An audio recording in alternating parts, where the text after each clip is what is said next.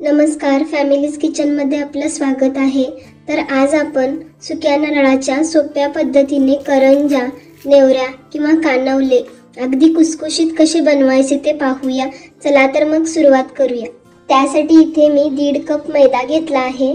त्यात थोडं मीठ टाकायचं आणि 4 ते 5 चमचे गरम तूप घालायचं। यामुळे करंजा कुसकुशीत होतात। तूप पूर्ण पिठात मिक्स करून घ्यायचं, म्हणजे अशा प्रकारे गोळा झाला पाहिजे। आता थोडं पाणी घेऊन पीठ चांगलं मळून घेऊया। तर पीठ जास्त घट्ट किंवा जास्त पातळ मळू नये। पिठाला एक अर्धा तास बाजूला ठेवून देऊया। इथे आता आपण करंजांसाठी लागणारे सारण बनवून घेऊया। त्यासाठी इथे मी 1 वाटी सुकं किसलेलं खोबरं घेतले। खोबरं थोडं लालसर होईपर्यंत भाजून घ्यायचं। यानंतर 1 चमचा पांढरे तीळ आणि 1 चमचा खसखस घेतली आहे, हेही थोडं भाजून घेऊया। भाजलेलं खोबरं एका बाउलमध्ये काढून घेऊया। त्यात भाजलेले तीळ आणि खसखस घालूयात। 1 चमचा वेलची पावडर आणि 1 वाटी पिठी साखर। तर यात साखर थोडी करून मिक्स करायची, म्हणजे गोड जास्त कमी करू शकतो।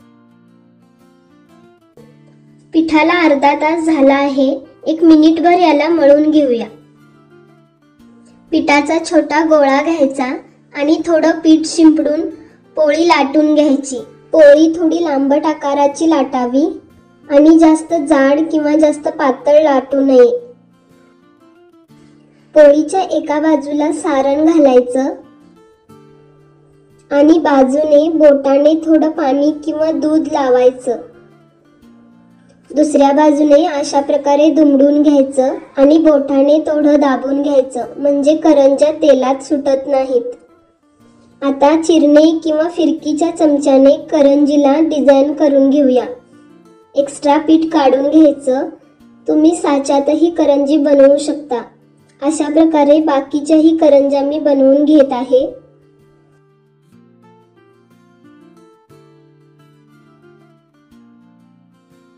तेल छान गरम झालं आहे।